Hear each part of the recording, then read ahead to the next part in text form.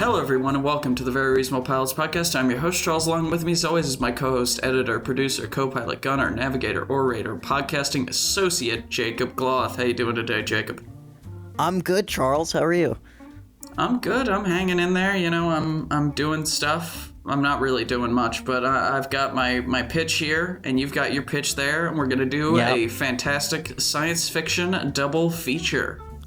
Well, I mean, we are, but we're not, because it may be a double feature for us. It's only a single feature for them, because they're only getting one, and then they gotta wait another week, and then they get the other. They can wait. These little piggies that listen to us can gorge themselves next week. It's fine. I think they're all respectable, non-pigs. I think they're fucking pigs. See, this is what they need: little honey, little vinegar. Okay. You're honey, I'm vinegar. I've got my show, and since I'm doing sci-fi and I'm the first one presenting today, it's going to make you look like you're just copying me. So, yeah. Well, yours is the A picture. I'm the B picture. Yes. No. Maybe. It's great. Mine's kind of trash, I'll be honest. Yeah. Maybe literally. Ooh. No, but it's just... Ooh. Because it may or may not be a space janitorial service show. Oh. So there may literally be start. Trash. Okay, so the show is called Flotsam and Jettison. So like Flotsam and Jettison, but Jettison. Jettison. Is it Jettison? Jettison, like you jettison something out of the ship. No, I understand that. I mean, like the original saying. Is it Flotsam and Jettison or Jetson? Jepson, like Jepson. Yeah, like Jett Sam, Jett Sam, like Sam as a jet. Okay, with a T, not a P. All right, that's fine. No, Jepson is like a really bad liquor. Was it Jepson's Merlot or something like that? Have you ever had that before? No, I don't drink liquor. Okay. You know this. Well, I'm totally teetotal. I've never touched a drop of alcohol in my life or an illicit drug. It's really bad. It's probably the worst. If you look up worst liquors in the world, it might show up as the top one. Mm-hmm. Do that right now. It might show up right now. Look it up. This is live. Let me Google it. Except not live. This is live. We'll do it live. Jepson. No. Just look up worst liquor in the world. Okay, yeah, sorry. Worst liqueur. I thought this would be a lot quicker. I guess someone didn't do typing lessons in school. Except I know he did, because I sat next to him in school, and I remember when he did it, because I did it at the same time, and I guess he wasn't very quick. And I failed. No, I was terrible. She hated me, that teacher. You want to know why she hated me? I can tell you exactly why. Why is that? Because I used to rip ass in her classroom as she walked by, and she was not happy about it. Corn is number 10 with a K. Let's go with number 1 is Yorsh. You know what? I didn't think about the fact that you're in a different country, and therefore your search results might be slightly different. But if I look up worst liquors in the world... Jepson. Jepson's there we go. Malort is number 2. It's from Chicago. Yes, that is the worst. It's a bitter wormwood-based liqueur. Mm-hmm. It's terrible. Invented by Carl Jepson. All right. And what's Flotsam? Flotsam? I have absolutely no idea. But this isn't Jepson. Isn't Jettison? Like, they're not related. I have no idea what either of those. I think it's just a sea term for like random shit in the sea. Yeah, it's a debris in the water. Not deliberately thrown overboard.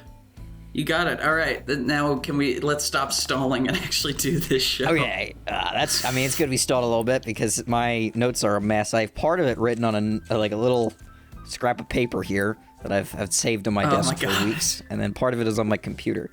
So this is going to be a mess. See, I have one notebook that I write in, and when that notebook is done, I get a new notebook and I start writing in that. It's all of my ideas are very nicely placed, one after the other. It's the one I was bored thing at work, in my life. And I decided to write a pitch because I wasn't doing anything else. So this is on my work notepad, and I ripped it off. So I'm sorry, Charlie, that I didn't have my notebook with me. It's the one thing in my life that is more organized than what's in your life. That's what I like to think about it as. Everything else you've got more figured out than I do. I think if you saw my folders where I have all my pitches saved and sitting in, I think you would rescind that statement. No. Besides for this pitch is a mess. Anyway, Flotsam Jettison. It's an interstellar cleanup detail show. They're in charge of cleaning galactic messes. They're like a subsection of the Navy. You know, it's like they're part of the government, but they're in charge of cleaning. Okay. It's like damage control in Marvel Comics. They clean up all the like superhero messes whenever there's a battle. Except not as cool. This is like there's a video game I think called Viscera Cleanup Detail. It's more like that. Mm-hmm. Where they like something really cool happens, and they go in and they clean it up. Like, you know, there was a huge alien battle in the city. These are the people that go in and they spray the sidewalks for the alien blood, and they grab the heads and they toss them in a trash bag. You mean Viscera Cleanup Detail? I've seen that game. Yeah, I couldn't remember what the first word was, but you're right, it's Viscera. Because they're cleaning up Viscera. Yes. I couldn't remember if it was like the name of a company or something. Anyway, interstellar cleanup detail in charge of cleaning up galactic messes. You know, there's going to be old science labs, war zones, alien attacks, robot uprisings, apocalyptic debris, etc. You get the idea. Okay. Pretty much any sci-fi like trope you can think of, these guys are cleaning up the remains of the Death Star. Exactly. So it's and such. It's like the post mess, you know. That would be a great episode. Like there was a giant Death Star-like object, a cube, we'll say, and they have to go in and they have to, because I imagine, you know, in real life, if a Death Star, if like a moon exploded, a lot of debris would go and like hit planets and shit, and they gotta like, you know, so much catch debris. it or something. Yeah, they'd have to and they'd probably have to go through like the living quarters, and they find like a stormtrooper's like really embarrassing, like, you know, folder full of naked pictures of womp rats or whatever they have. Whatever would be embarrassing in that universe. Yeah, of course. Before they send it off to his family. We call it like the Doom Cube or something. The Doom Cube. Yeah, that'll be one of the episodes. The characters, we have Flob. She is the head janitor. She took over her ma's business.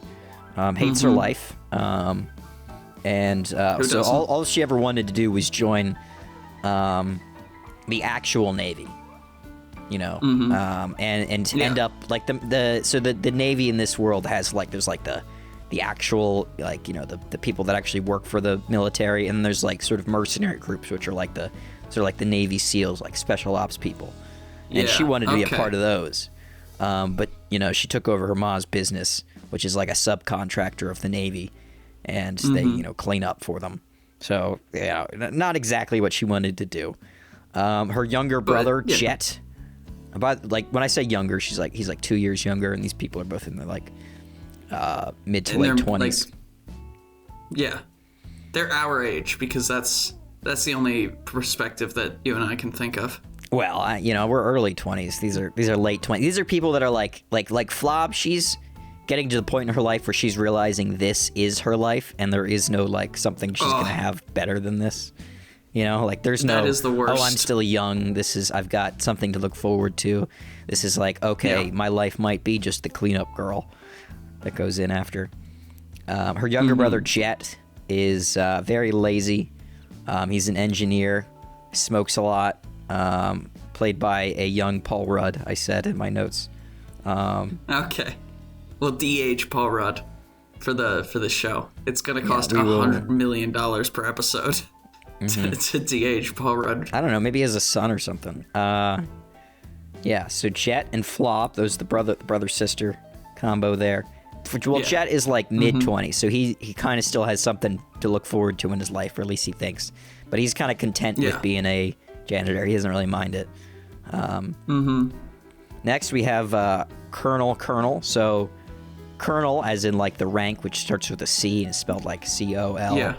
You know, whatever. And then Kernal, like popcorn, like a corn kernel. K-E-R-N-A-L. So that's Kernal. He's a disgraced Army colonel, and popcorn heir. who lost both due to a gambling addiction.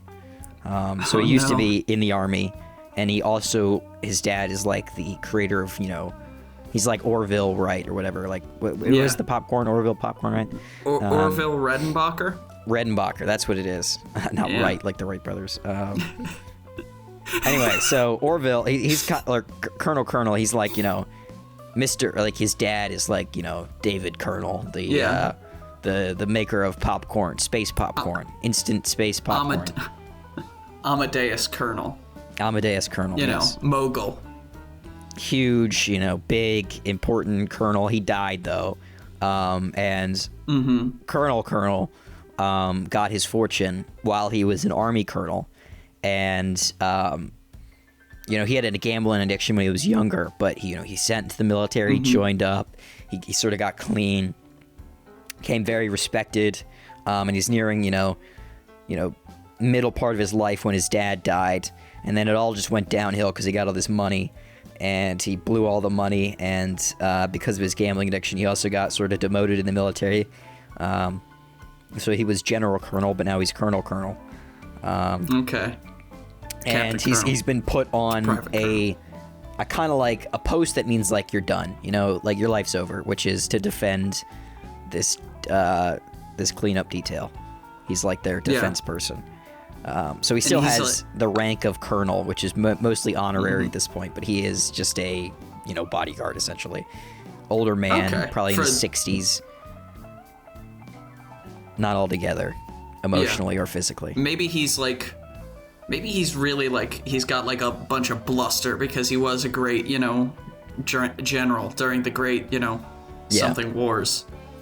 But he's, in this shitty position now, and maybe he like tries to defend it. Because I'm thinking, how did his dad die? Maybe his dad was crushed by random space debris. And so that's the story he brings up. It was like, actually, I love being the bodyguard for the space debris cleanup people, because that way nothing like that will ever happen to any other young boy again. And then the main character Flob can go, you were like 45 when that happened. You weren't a young boy. I was a young man. When my dad was a young man. He's a big rambler. He can have like this. So yeah, he could ramble on about that all the time. Because his dead dad and his youthful position. Yep. Also a big partier, but he's a deadbeat. So when you're talking about like how he's kind of like still trying to keep up the appearances, sort of, he always dresses in like his uniform with all of his medals. But he's a colonel and really rich, so he never actually like cleans his uniform. So he just like he'll just like hang it up and then he'll put it back on in the morning. Like it hasn't been cleaned in years. It's like full of stains and dirty, but there's all the medals are still on it, every once in a while he calls for like his attendant to clean it, but he doesn't have an attendant anymore, or like, to shine his medals. He's a little delusional and crazy. And he parties a lot whenever they get into like plans and stuff to just sort of forget. Maybe he only eats his family's popcorn. And so he's like, horribly unhealthy. His teeth are like yellow wavy from the buttery popcorn. He's just like, this is the best. It's like, you don't even own this. I have a lifetime supply. It was in the will. It's the only thing I have left of my father. And he's just shoveling mountains of like horribly disgusting popcorn down his gullet. Because, he doesn't know how to feed himself either because he's too wealthy. He is too wealthy. Okay. He was. Now he's not. Poor. Now he's poor. Now, we have one more character, but he's very temporary. We're going to get into that in a second. So we have Cled, C-L-E-D. Cled is the pilot, and Cled's kind of a dick. Of course. He says what he's thinking all the time, and he's a terrible musician. He's always practicing. I have violin in here, but he's terrible at it. But we can be a different instrument if you want. I was gonna say violin's not not goofy enough. I think like bagpipes. Oh, he's always practicing the bagpipes, but he's bad at them. Yeah. But they can't really tell if they're bad or good because bagpipes are, bagpipes. And then maybe Jett gets in trouble for trying to smoke out of the bagpipes like they're a bomb. Yeah. That could be funny. Well, Kled is going to be a very temporary character, as we will see. So that'll have to happen in the first episode. That's Pilot. Epic battle with tons of aliens that we're watching. Like this, the opening, there's a huge battle. There's tons of aliens, and there's a bunch of, soldiers fighting them. There's two heroes battling out, like two very clearly, very cool-looking people fighting all the aliens. This looks like a scene from Rambo or, I don't know, any Arnold Schwarzenegger movie.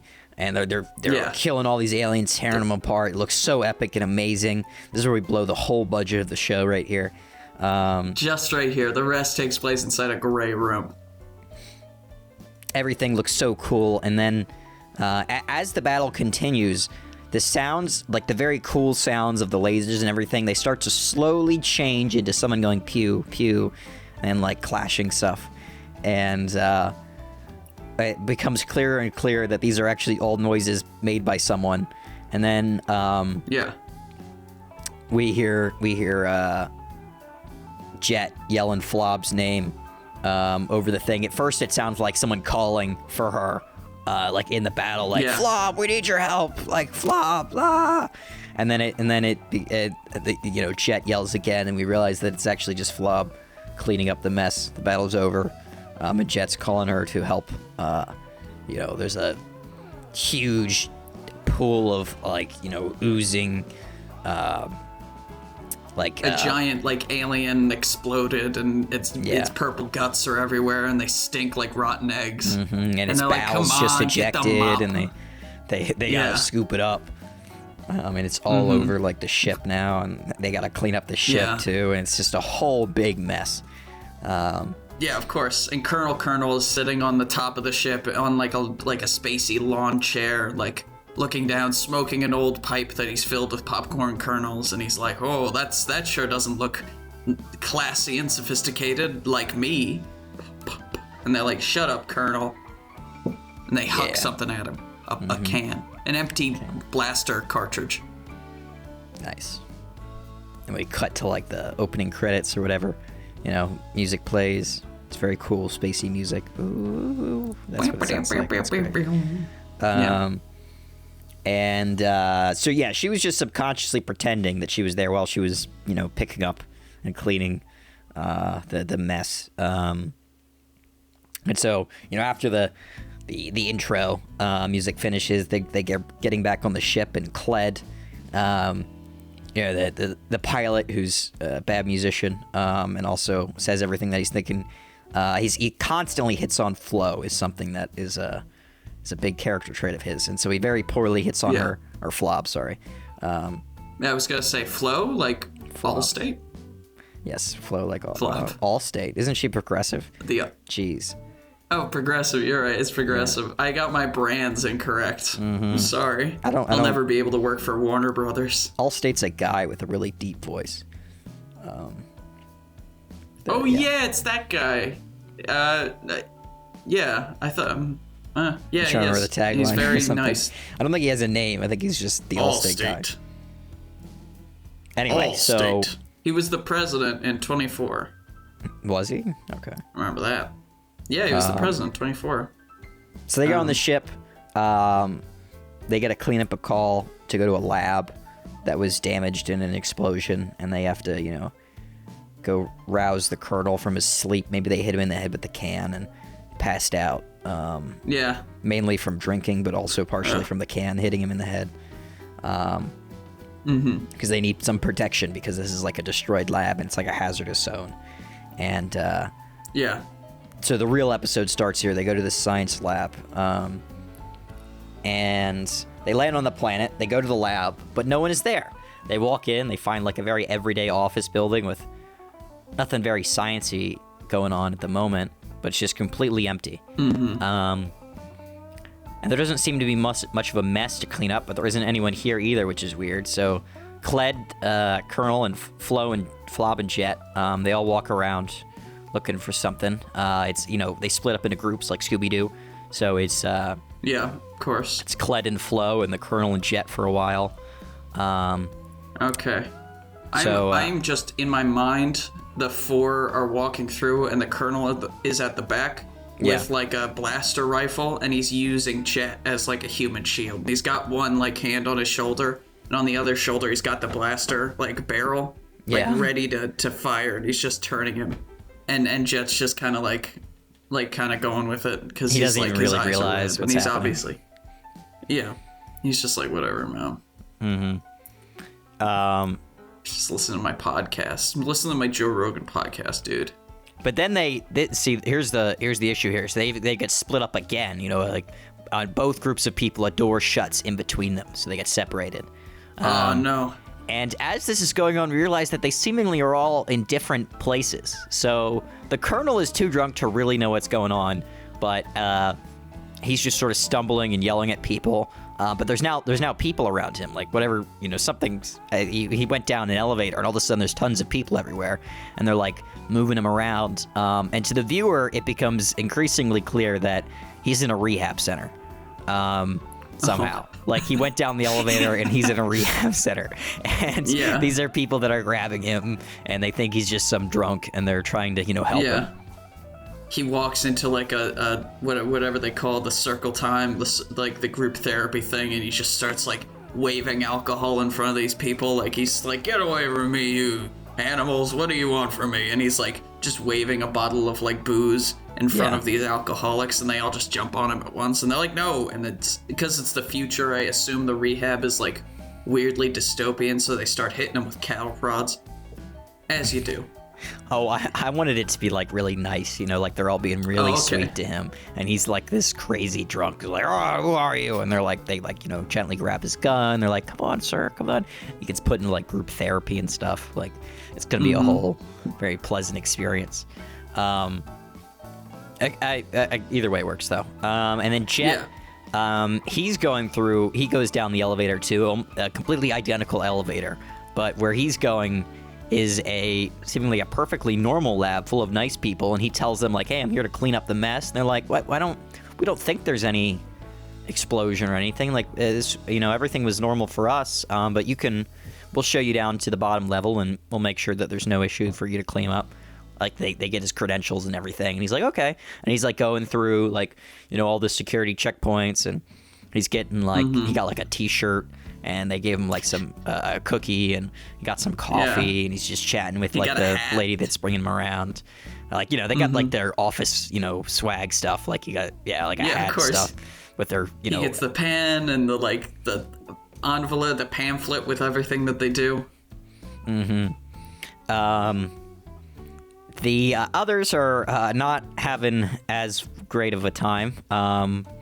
So Kled and Flo, they're actually still together, and they're going through a infested, alien-ridden hellhole. So this looks like it looks like a hive nest or something. Like there's like these gross things on the walls, and they're like popping out, and there's tons of aliens and.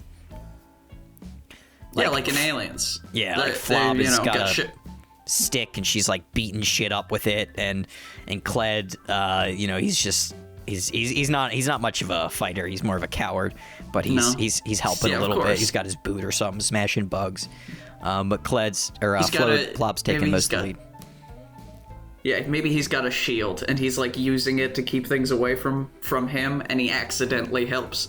He picks up like a trash can lid or whatever the futuristic equivalent of a trash can lid is. Yeah. And he like pushes something away, and it accidentally falls into an electrical box and like short circuits it and blows up or whatever. But he didn't mean to do that. He's a coward. He's like, "You're welcome, beautiful. Yeah. You know, if you ever need help, I'll stomp your alien anytime." And she's like, "Ew, what? Ew. Go away." It's great, Charlie. I'll stomp your alien work anytime. Yeah, so this is basically most of the episode is them going down level to level. We're mostly going to be focusing on Kled and Flob, because they've got the more interesting scenario, which is like them fighting to the bottom of this totally destroyed and messed up lab. But Yeah. despite the fact that there's like these weird hives on the wall and everything looks crazy, the layout is basically exactly the same to what Jett is walking through.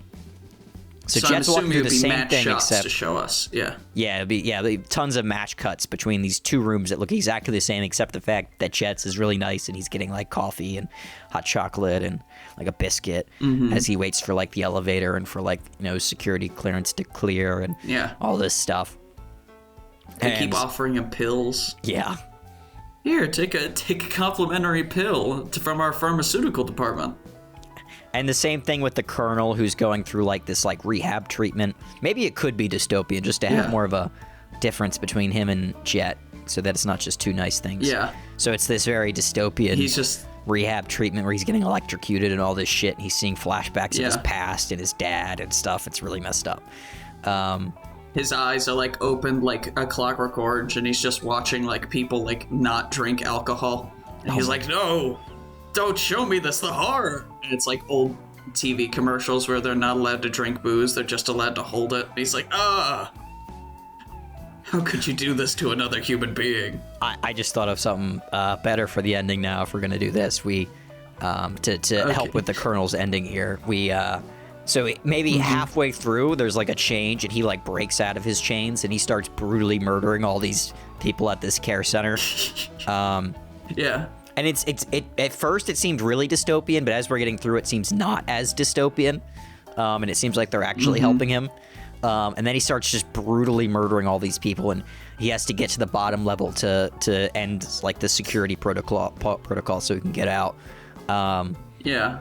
He's fighting, like killing humans. We got them fighting aliens, and we got Jett just casually walking through. I'm just imagining Kernal running around with the like whatever you wear in a hospital, like a hospital gown, and his ass is just out, and he's just got a crowbar, and he's covered in blood, and he's like, let's do this thing. Bashing people's heads in. That'd be great. He's got a bottle of like isopropyl alcohol, because that's the only booze he can find. It's like, come and get me, you sons of bitches. Smash cut to, Jett getting like a massage. Yeah. From three like beautiful sales assistants. And they're like, we're sorry the elevator's out, but it'll be fixed in just a minute. He's like, it's okay. Yeah, this is great. You're a janitor? Tell me more about that. Oh. Ooh, Oh, yeah, that sort of thing. Yeah, that'd be great. So eventually they all finally reach the bottom level one way or another, and there's like a mirror breach in the in space, like floating in front of them, just like in the middle of the room, because they were working on a machine to sort of like breach into alternate realities, and we realized that they've all been tossed into different little realities of this place. So in one reality it's a rehab center, one reality there was no problem with the lab and it there was no issue, and in another reality it was infested by aliens and the lab got destroyed and everything. They all try to they have to fight to fix the machine in each of their realities and get through. And they jump into Jett's reality at the end. Except as they're doing this, they're seeing parallel versions of themselves also doing this thing, so that they can get to their back to their realities. So it's a whole mess, and they get jumbled up. And when they pop out, we have the right Kernal. Everyone's like, okay, good, that's good. We have the right Flob, that's good. We have the right Jett. And then they're like, all right, where's Cled? And then we hear a girl's voice, and we turn. She's like, well, and we're like, oh fuck, we got the wrong Cled. And then the portal shuts. And that's how Cled becomes Cleo. Cleo is the replacement. So we kind of have like Cled, who's like kind of sleazy to Flob the whole time. But Cleo is gonna have a thing for like Jett, except it's more reciprocated. So it's like, it's okay. Maybe Jett's just a little bit more desperate than Flob. Well, Cled is gonna be like a very ugly guy, but he's gonna have very feminine features, and you can kind of see how he'd be a pretty girl, but he's an ugly guy. And his, alternate reality version, bald. Cleo, is, attractive. Mm-hmm. Played by the same actor. If this is live action, we just put, we cast Cleo, and then we put her in, some very good makeup for the first episode. Yeah. And then it's revealed it's Anya Taylor-Joy, or whoever, we shave her whoever head. we cast. Yeah, let's do it. So we filmed the whole show except for the first episode, and that's where we shave her head so that we can, that works. Great. Mm-hmm. Great. Yeah, so Cleo is the replacement. That's the pilot episode. How we get introduced to all of our characters. I like that. I've got some episode ideas here for you as well, just to excite you, whet your appetite for this exciting space janitorial show. So one of the ideas is they go to an alien-style space station because you can't not do that. Of course. This is interesting because they get there and they're cleaning up, and Flob is upset because she's like, I wish I could have been here when the alien was here. I would have been able to do something, And everyone's kind of like, yeah, sure, you would have been able to do something. And as they're cleaning up, they realize the alien is still alive. And this is Flob's, she's unbelievably excited for this. Everyone else is terrified because they are not prepared. The Kernal is is not really even completely aware that this is happening. During he got split off from them. So Cleo and Jett are trying to find the Kernal because he's their protection source. And the Kernal is way down in the bowels of the ship, walking through a war memorial museum, lamenting about his past or something. And then he's getting freaked out by the cardboard cutouts, thinking that it's an enemy. He's having a whole thing. Maybe we get a cardboard cutout of him, and he was like, "That was me. That was my shining moment. I looked so good in that uniform. I mean, this uniform. Why does it look better on him than it does on me?" And his guts sticking out, and the uniform's all tattered, and he's like, "Must be the lighting." All right. Maybe it's a mannequin, and he takes the uniform off the mannequin. So now he's got two. And now he's got two, and he tries one on, and it's 3 sizes too small. He's like, shit. All right, that's fine. I'll get on the treadmill. We don't have a treadmill. They don't have a treadmill on the ship. Come on. Yeah. Yeah, we could have a scene where he puts on the uniform, and he's in a changing room somewhere, and he looks in the mirror, and his gut pops out and snaps a bunch of the buttons, and he's like, fits like a glove or something. Yeah, his like a glove. Just like I used to. Yeah. Cheers. And he cheers the mirror with a shot glass that I assume he has on. Yeah, he cheers the mirror, he smashes it in, and it smashes his shot glass and cuts up his hand, and then he just sort of licks the alcohol off his hand. Totally unfazed by what he just did. The absolute depravity of a fucking alcoholic is very funny.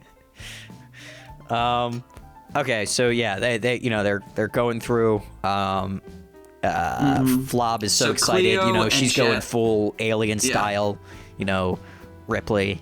I assume she's going through the air ducts of the ship, and she's getting excited. She's tinkering, and she puts together a flamethrower, something or other. She gets I don't know. We can't do exactly a flamethrower machine gun because that is just aliens, but we could do something that's 2 super cool guns put together, and she's tinkering and putting it together all in the air ducts and in secret things, and meanwhile Jett and Cleo are just kind of they're more of a 1980s horror movie where they're scared and holding each other, and they're looking around every corner, that sort of thing. That could be fun.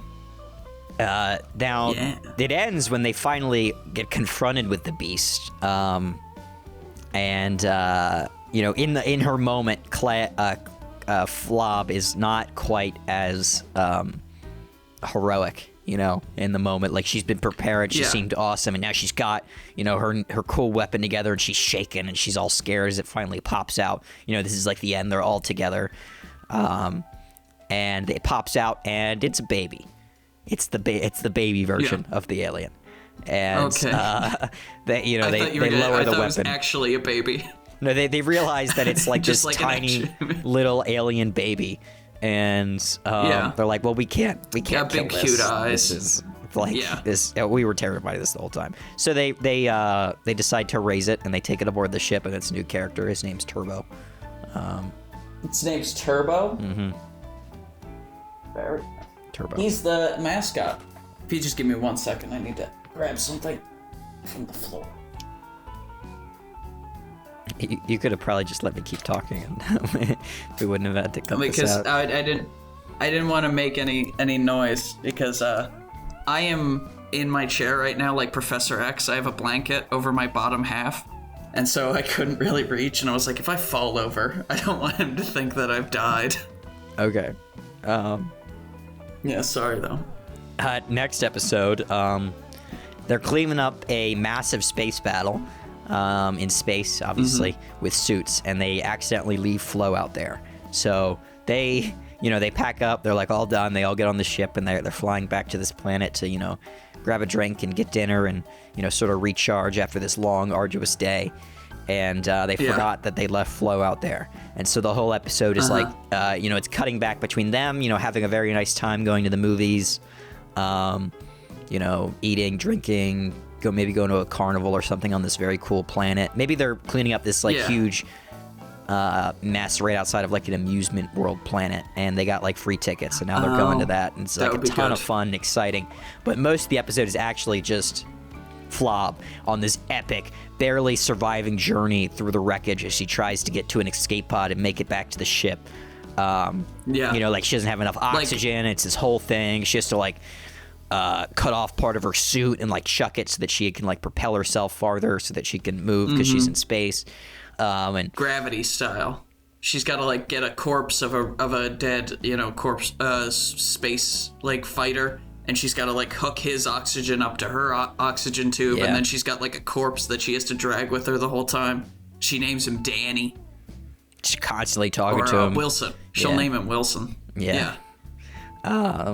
And so that's happening. That goes the whole thing where she finally makes it to the planet, makes the ship, and maybe as they're leaving the planet, they're flying through space, and she barely hops onto the back of the ship and gets inside, and so exhausted, and they're walking around the inside of the ship, and they see her and they're like, hey, how come you still have your suit on? Didn't you go around the amusement park? What are you doing? They didn't even realize she was gone the whole time. They had all this fun. No realization that she went through this terrible journey alone in space. And she's maybe she's half frozen. Maybe she's because I'm assuming this is far enough in the future that she could just get a replacement hand or whatever. Because if she has to cut off a piece of her spacesuit to propel herself forward, maybe she's lost a foot and she's just walking on a frozen stump. And she's icicles coming from her nose, or eye is bleeding or something. Hey, I didn't think I didn't think I didn't think the Ferris wheel would be that extreme. Ha ha ha ha. And Jett elbows Cleo, and they both laugh, and then we freeze frame on her as she dives towards Jett with a murderous rage in her eyes as she strangles him. End of episode. Another episode, they I guess some of the plot lines we're going to go through is that there's a mercenary crew that they're going to continually see throughout who's Flop hates them, absolutely hates them, but she also continually applies for a job at their because they're also subcontractors to the Navy, but they do cool missions and stuff where they fight enemies, and she just cleans up. And they're the top of the top, and she wants to join, but she also hates them because they do a job that she can't do because she is a janitor. She's jealous. Yeah, she's very jealous. Yeah. Whenever she talks to them, whenever they cross paths because they have to clean up a mess after the cool mercenary crew, she's always super, dismissive and oh, I hate you guys, and I hate they're all a bunch of jerks, and know who would like bunch them, of jerks. but she also at night applies No morals. Yeah. Yeah.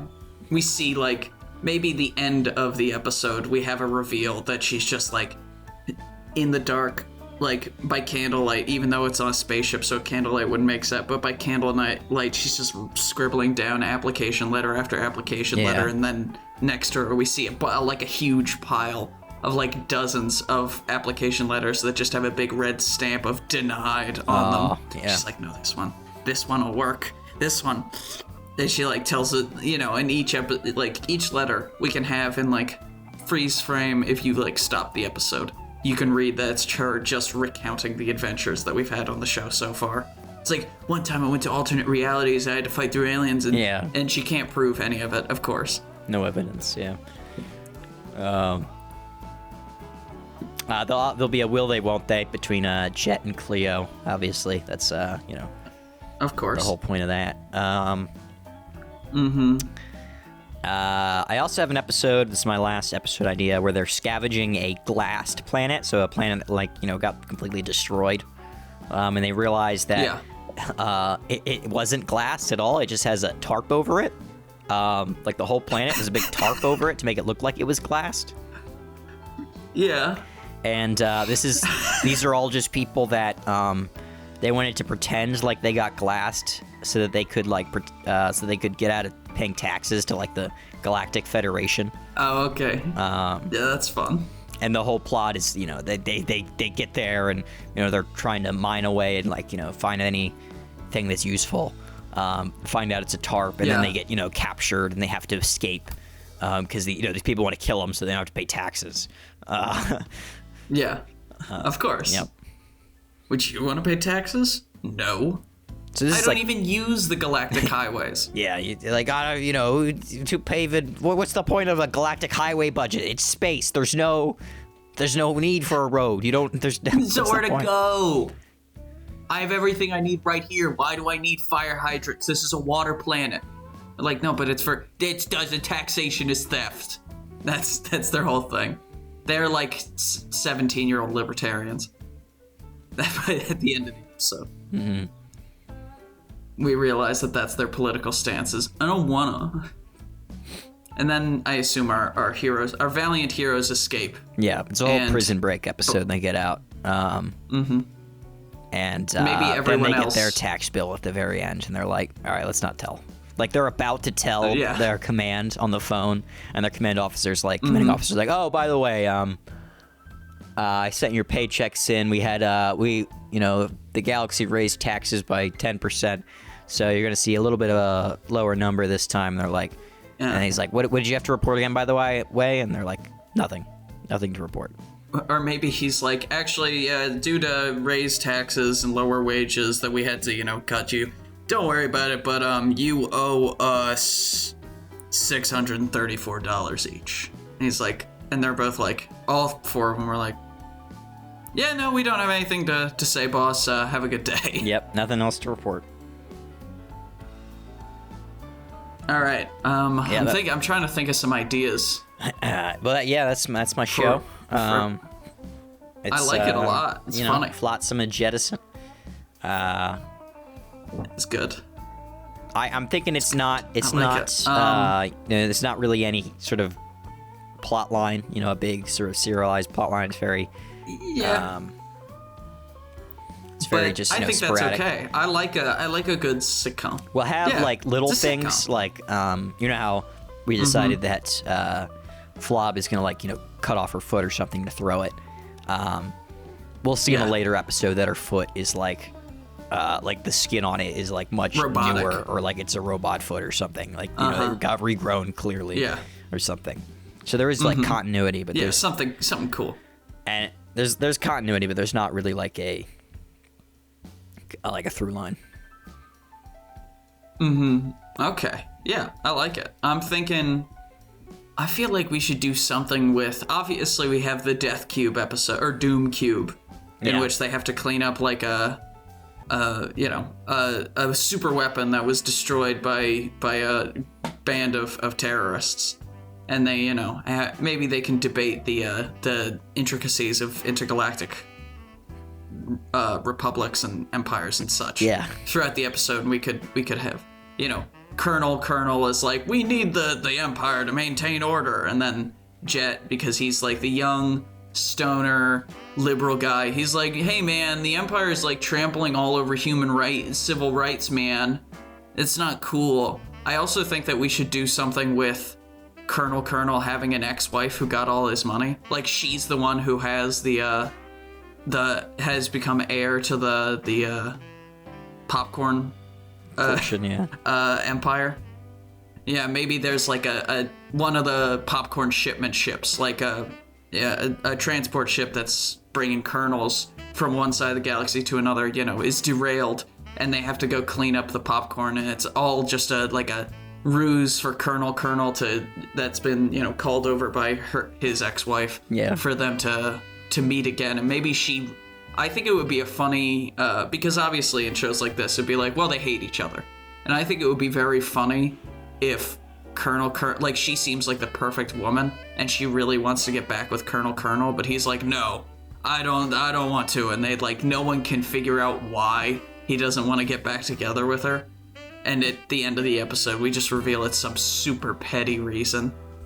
Something so, stupid and meaningless. Like, oh, when we were on vacation in Peru in 1982, I saw her looking at another man's package. And she's like, oh, he was a FedEx delivery driver. Of course I was looking at his package. It was your, newest metal that they just had delivered to you. And he's like, there's no excuse, you harlot.